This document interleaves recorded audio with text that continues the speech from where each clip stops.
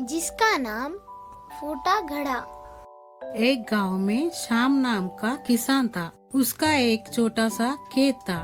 उसके पास 2 मिट्टी के घड़े थे, जिसे वह रोज अपने घर के लिए पानी लेकर आता था।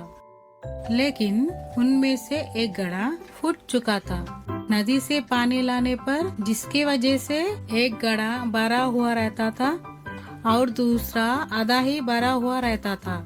फूटा घड़ा बहुत शर्मिंदा रहता था कि वो आधा पानी ही घर पहुंचा पाता है। सही घड़े को इस बात का बहुत घमंड था कि वो पूरा का पूरा पानी घर पहुंचाता है। इसलिए वो फूटा घड़े को कहता है कि तू आधा पानी लाकर मालिक का मेहनत बेकार कर देता है। ये सुनकर फूटे घड़े को बहुत दुखी होता है। इस तरह दोनों घड़ों के बातें सुनकर श्याम फूटे घड़े को कहता है, तुम सिर्फ अपनी बुराई देख रहे हो, पर मैं शुरू से ही उस बुराई के साथ छिपी अच्छाई को भी देख रहा हूँ। इसीलिए मुझे कभी भी तुम में कमी दिखाई नहीं दी।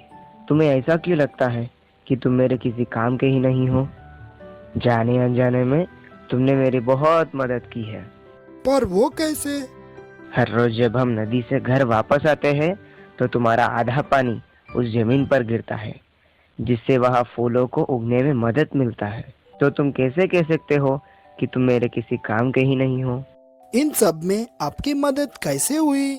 वो ऐसा है कि अब मैं खेती के साथ साथ उन फूलों को भी बाजार में बेचने लगा हूँ, जिससे मेरे पास और अधिक धन आ जाता है।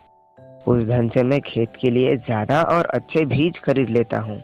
ये सब तुम्हारे वजह से ही हो पाया है। इसीलिए तुम आज के बाद अपने आप को कभी भी कम मत समझना।